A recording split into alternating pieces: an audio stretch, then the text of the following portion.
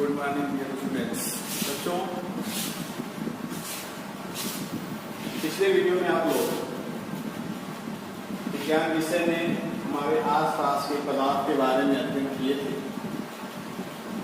उसी चैप्टर के अंतर्गत जो नेक्स्ट टॉपिक है पदार्थों के अवस्था परिवर्तन। बच्चों, पदार्थ 3 अवस्थाओं में पाए जाते हैं: ठोस अवस्था, द्रव अवस्था और गैस अवस्था। ये अवस्थाएं एक दूसरे में परिवर्तनशील होते हैं, यानी एक अवस्था दूसरे में परिवर्तित हो सकती है। जो रेखाचित्र आपको यहाँ दिखाया जा रहा है बच्चों, इसको देखिए। जैसे आपके आसपास बर्फ आप देखे होंगे, पानी देखे होंगे और भाप भी देखे होंगे, इसको जल वाष्प कहते हैं। तो जो ये पदार्थ है, बर्फ, पानी और जल वाष्प, तीनों एक ही पदार्थ के विभिन्न अवस्थाएं हैं। बर्फ जो होता है ठोस अवस्था होता है, पानी द्रव अवस्था है और जल वाष्प जो होता है उसकी गैस अवस्था होता है। पदार्थ सेम है, यानी एक ही पदार्थ इन तीनों अवस्थाओं में पाया जाता है। कहा जाता है कि जल एक ऐसा पदार्थ है जो तीनों अवस्थाओं में मिलता है और तीनों अवस्थाएं एक दूसरे में परिवर्तन हो जाती है। अब बर्फ के टुकड़े को किसी बर्तन में लेकर उसको गर्म किया जाए तो उस वक्त पिघलना शुरू हो जाता है, गलना शुरू हो जाता है और वह द्रव्य अवस्था में चला जाता है, पानी के रूप में बदल जाता है। पानी को अगर हम बर्तन में लेके गर्म करें तो वह जो है जलवाष्प में बदल जाता है। इस तरह बर्फ को गर्म करने पर पानी भी बदल जाता है, पानी को गर्म करने पर जलवाष्प बदल जाता है, अर्थात ठोस अवस्था द्रव अवस्था में बदलती है गर्म करने पर, द्रव अवस्था को गर्म करने पर गैस अवस्था में बदलती है। अगर इसको जलवाष्प को ठंडा किया जाए या पानी बन जाएगा, द्रव में आ जाएगा। गैस को ठंडा करने पर द्रव में बदलेगा और द्रव को ठंडा करने पर ठोस बदल जाता है। इस तरह पदार्थ में ये अवस्था परिवर्तन होते रहते हैं। तो जो अवस्था परिवर्तन होते हैं वह ताप में परिवर्तन के वजह से होते हैं। अगर किसी ठोस पदार्थ का ताप को बढ़ाया जाए, यानी उसको बाहर से उष्मा दी जाए, तो वह द्रव अवस्था में बदलने लगता है। किसी द्रव पदार्थ को बाहर से उष्मा दिया जाए, उसके तापमान को बढ़ाया जाए, तो वह जलवाष्प यानी गैस अवस्था में बदलने लगता है। अगर पानी है तो जलवाष्प बदलने लगता है। इस तरह अगर किसी गैसीय पदार्थ के तापमान को कम किया जाए, यदि उसमें से उष्मा बाहर निकले तो वह द्रव में बदलता है। फिर द्रव के तापमान को कम किया जाए, उसको ठंडा किया जाए तो ठोस अवस्था में बदल जाता है। इस तरह पदार्थ जो है एक से दूसरी अवस्था में परिवर्तित होती रहती है। तो जो परिवर्तन की घटनाएं होती हैं उनको अलग अलग नाम दिया गया है। जैसे जब ठोस द्रव में बदलता है, ठोस को जब गर्म किया जाता है तो जो द्रव में बदलना शुरू हो जाता है उसको कहा जाता है पिघलना या गलना। प्रगलन भी कहते हैं उसको। तो ठोस जब द्रव में बदलना शुरू होगा तो वह क्रिया जो कहलाएगी उसको कहा जाता है संगलन। संगलन, संगलन के मतलब ठोस अवस्था से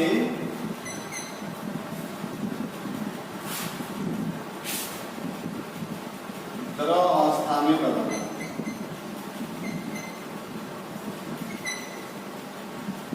इसको कहते हैं संगलन।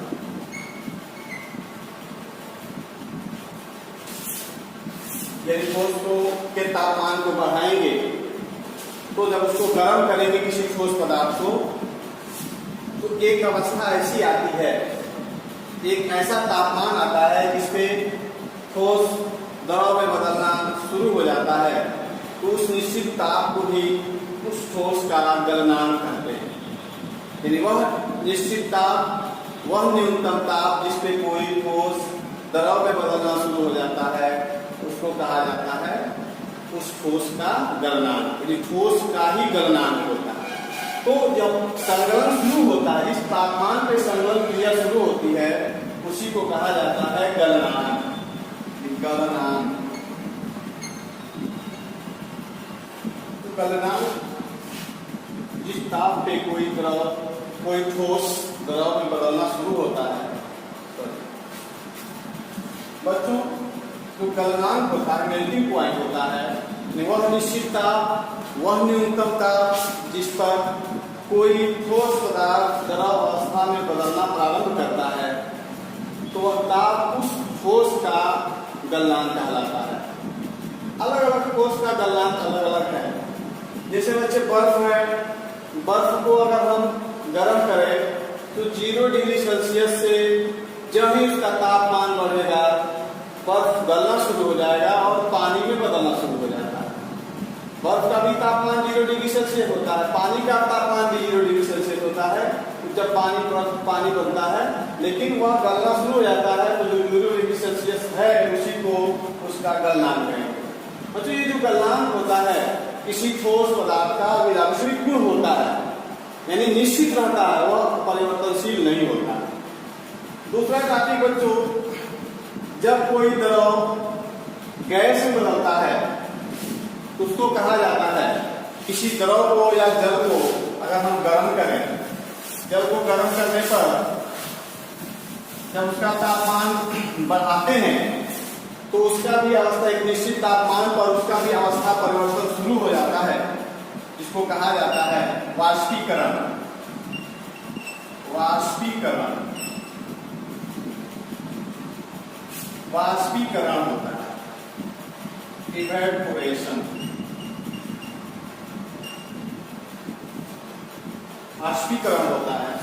वाष्पीकरण में जब कोई द्रव का तापमान बढ़ाया जाता है तो वह गैस अवस्था में बदलना शुरू हो जाता है, यानी उसका वाष्पीकरण, वाष्प में बदलना शुरू हो जाता है, उस घटना को वाष्पीकरण कहते हैं। जैसे अगर किसी बर्तन में पानी को लेकर धूप में रख दिया जाए तो आप देखते हैं कुछ घंटे के बाद उसके सतह से पानी के जो कण होते हैं, मॉलिक्यूल्स होते हैं, वह धीरे धीरे वाष्प में बदलना शुरू हो जाते हैं। वह घटना वाष्पीकरण होता है। भीगा हुआ कपड़ा फैला देते हैं, उसमें का जल वाष्प के रूप में उड़ना शुरू हो जाता है, कपड़ा सूख जाता है, वह घटना भी वाष्पीकरण होती है। या किसी द्रव का वाष्प में गैसीय अवस्था में बदलना ही वाष्पीकरण है। उसी वाष्पीकरण के तहत एक घटना होती है क्वथन। क्वथन मतलब उबलना, बॉइलिंग। ये सब इसी के अंतर्गत क्वथन भी आता है। क्वथन और इसमें थोड़ा सा अंतर होता है। बॉइलिंग क्या चीज होता है बच्चों? पानी वैसे भी वाष्प बन के उड़ता रहता है, लेकिन पानी को हम बर्तन में रख करके गर्म करना शुरू करें तो आप देखेंगे कि जब हम थोड़ा सा उसका तापमान बढ़ाएंगे उसमें से ऊपर से जलवाष्प निकलना शुरू हो जाएगा। लेकिन हम तापमान को बढ़ाते रहें, उसको गर्म करते रहे पानी को बर्तन में लेकर के, तो एक समय ऐसा आता है कि पानी उबलना शुरू हो जाता है। तो उबलना अलग चीज है और वाष्पीकरण तो अलग चीज हो गया। शुरू से ही पानी वाष्प बनना शुरू हो जाता है, वाष्पीकरण है, लेकिन जब वह पूरी पानी एक साथ उबलना शुरू हो जाती है उसी घटना को क्वथन कहते हैं, बॉइलिंग कहा जाता है। तो बच्चों, जो बॉइलिंग होती है वह एक फिक्स टेम्परेचर पे होती है। और बॉइलिंग में होता क्या है कि जब हम किसी जल को या द्रव को गर्म करते हैं तो वायुमंडलीय दाब पे एक टेम्परेचर ऐसा आता है जब पूरा जलवाष्प तेजी से उबलकर, जब कोई द्रव उबलकर वाष्पित होने लगता है वह घटना क्वथन कहलाती है। और जिस तापमान पे क्वथन होता है उसी तापमान को हम क्वथनांक कहते हैं। अर्थात वायुमंडलीय दाब पर जिस तापमान पे कोई द्रव उबलकर वाष्पित होना शुरू होता है वह तापमान उस द्रव का क्वथनांक कहलाता है। जैसे जल है, जल का जो क्वथनांक 100 डिग्री सेल्सियस, 100 डिग्री सेल्सियस पे पानी उबलना शुरू कर देता है। तो 100 डिग्री जो सेल्सियस है वो निश्चित तापमान होता है, तो जल का क्वथनांक 100 डिग्री सेल्सियस होता है। लेकिन वाष्पीकरण जल का वाष्पीकरण 100 के बजाय 70 पे भी, 30 पे भी, 10 पे भी, 5 डिग्री सेल्सियस पे जल का वाष्पीकरण होता है, लेकिन उसका जो क्वथन होता है वो 100 डिग्री सेल्सियस पे ही होगा। तो दोनों घटनाओं में द्रव अवस्था से गैस अवस्था में परिवर्तन होता है तापमान बढ़ाने पर। उसके बाद बच्चों ये दो घटनाएं हुई, ठोस जब द्रव में बदलता है उसको कहा जाता है गलना, और जब द्रव को गर्म किया जाता है जलवाष्प बदलता है वो घटना कहलाती है वाष्पीकरण। अब बच्चों हम तापमान को बढ़ा के ना घटा के देखें, तापमान को कम करें तो इसमें क्या होता है, इसी के अंतर्गत जब कोई गैस पदार्थ को ठंडा किया जाए, यानी हम जल वाष्प को ही ठंडा करें, उसके तापमान को घटाएं, तो जल वाष्प द्रव में बदल जाता है, यानी जल में बदल जाता है। गैस पदार्थ का द्रव अवस्था में बदलने की जो घटना होती है उसी को संघनन या द्रवीकरण कहा जाता है। जैसे कोई गैसीय पदार्थ है, गैसीय अवस्था में है, अगर उसको हम ठंडा करें तो ठंडा करने पर वह द्रव अवस्था में बदल जाता है। अगर जलवाष्प भी है उसको ठंडा करेंगे तो द्रव अवस्था में बदलेगा। तो द्रव अवस्था में बदलने की जो प्रक्रिया घटना होती है उसको संघनन कहा जाता है। संघनन की घटना प्रकृति में होती है। आप देखते हैं कि जो ओस की बूंदें होती हैं, जो एक घटना और होता है कि जैसे आप गिलास में ठंडा पानी रख दिया जाए, किसी बर्तन में, गिलास में, आप इसको प्रैक्टिकली देख सकते हैं कि हम गिलास के अंदर, ये गिलास के अंदर है, इसमें हम ठंडा पानी रखते हैं,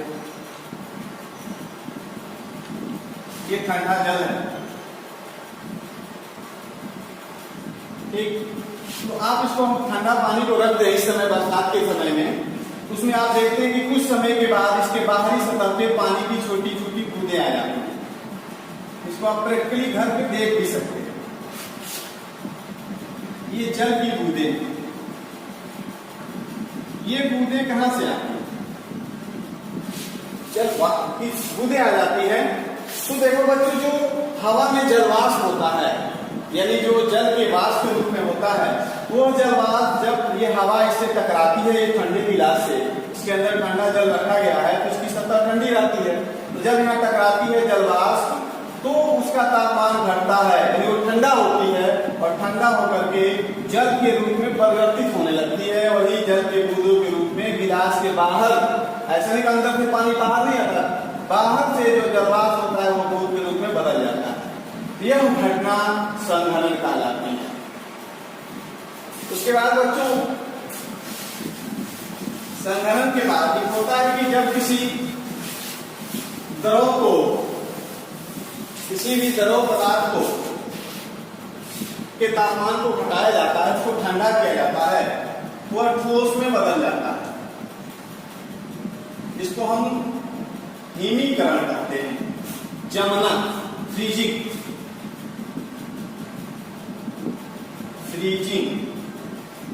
हिमीकरण में क्या होता है, कोई द्रव है, उदाहरण रूप में जल ही है, जल को हम ठंडा करें, यानी फ्रीज में अगर रख दें तो आप क्या देखते हैं,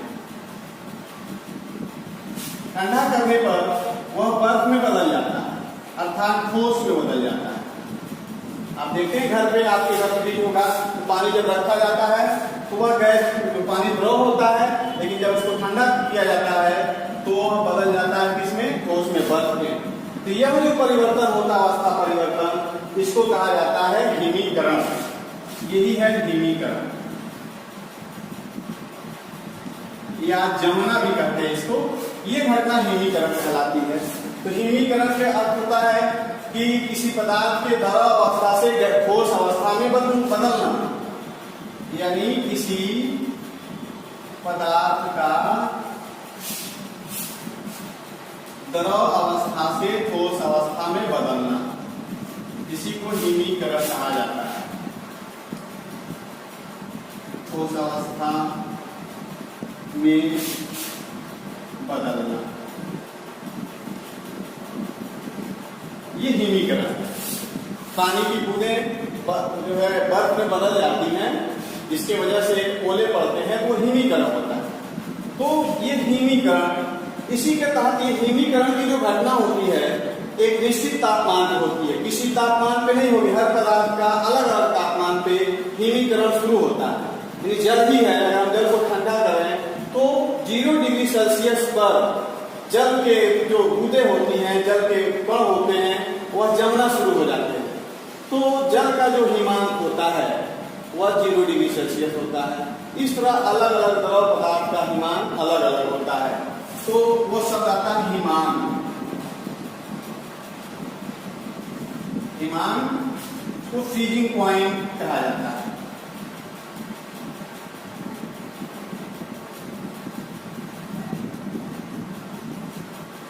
हिमांक क्या होता है कि वह निश्चित ताप जिस पर कोई द्रव ठोस अवस्था में परिवर्तित होना शुरू होता है, तो वह ताप जो है उस द्रव पदार्थ का हिमांक कहलाता है।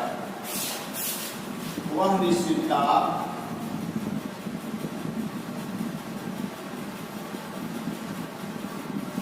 ये रहा बच्चों हिमांक।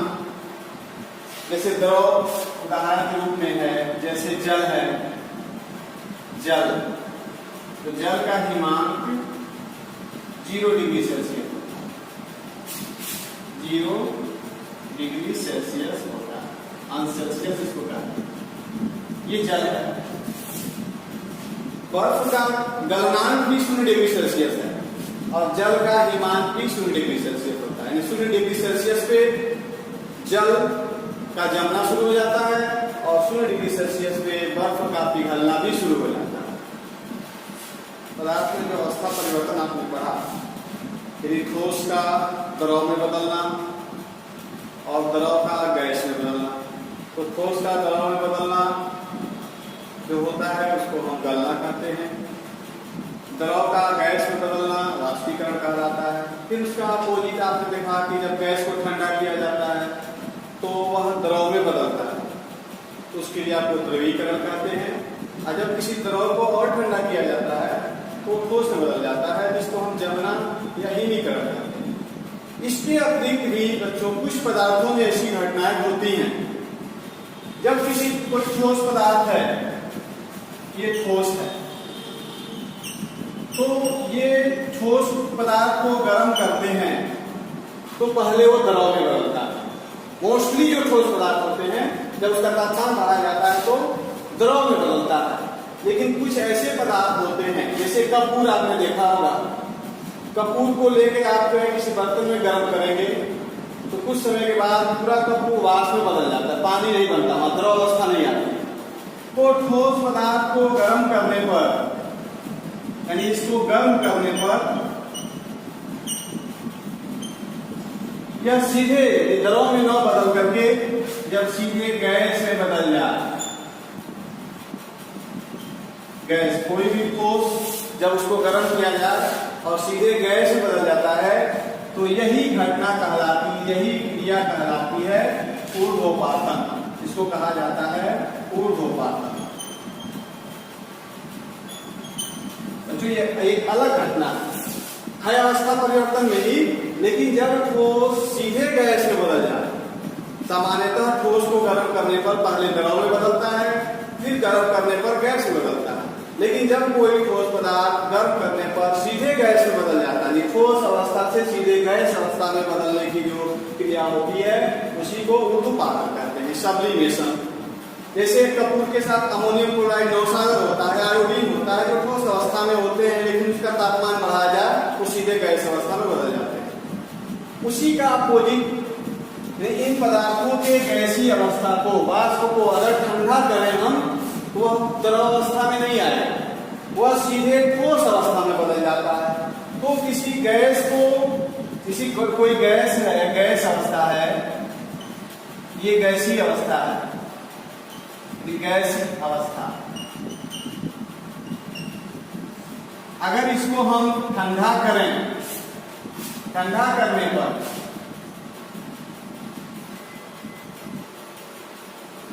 सामान्यतः ये द्रव में बदलना चाहिए, लेकिन कुछ पदार्थों में, इन्हीं पदार्थों में कि अगर हम वाष्प को यानी इनके गैसीय अवस्था को ठंडा करें तो वह सीधे ठोस में पुनः बदल जाते हैं, यानी ठोस अवस्था प्राप्त हो जाती है। तो गैसीय अवस्था से सीधे ठोस अवस्था बनने की जो प्रक्रिया है, जो क्रिया है, उसको कहा जाता है निक्षेपण या डिपोजिशन, निक्षेपण।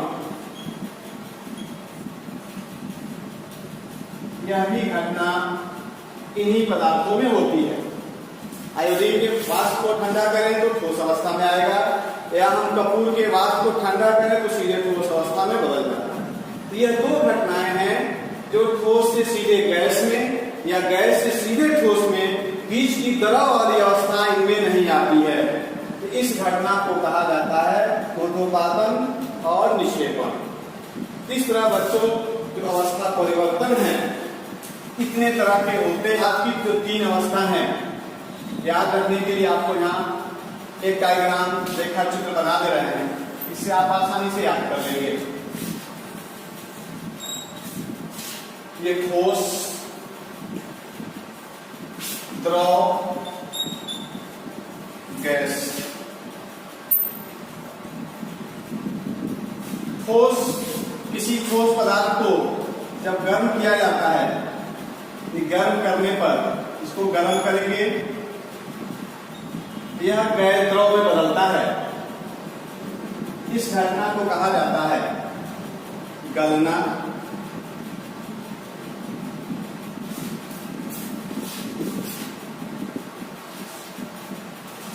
या संगलन। संगलन जो भी आप पढ़ें। किसी द्रव को अगर हम ठंडा करें, ठंडा किया जाए, यानी ठंडा करने पर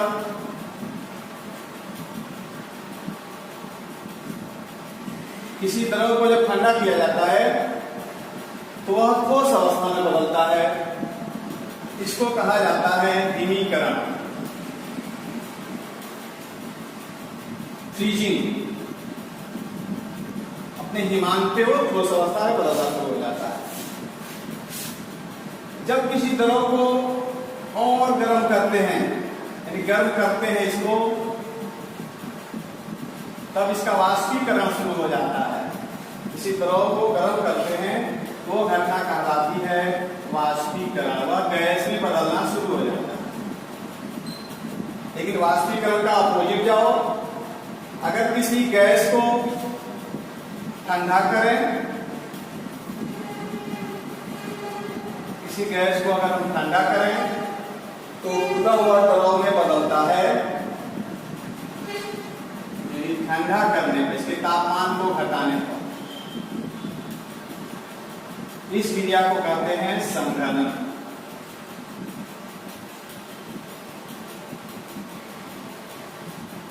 अब बच्चों, अब ये डायरेक्ट वाली अवस्था है। ठोस सामान्य प्रक्रिया है कि ठोस पहले द्रव में बदलेगा, द्रव फिर गैस में बदलेगा। गैस को ठंडा करेंगे, पहले द्रव में बदलेगा, उसको और ठंडा करेंगे तो ठोस में बदलेगा। लेकिन इसके अतिरिक्त भी ठोस जब सीधे द्रव में गैस में बदल जाएगा, ठोस को हम गर्म करें, यानी इसको गर्म करने पर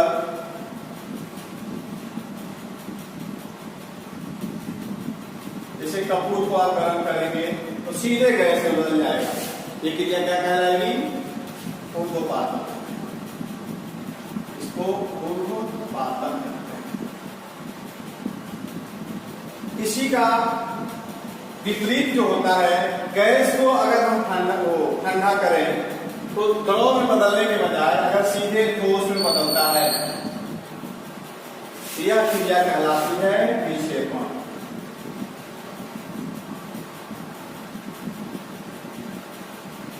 इसको ठंडा करना।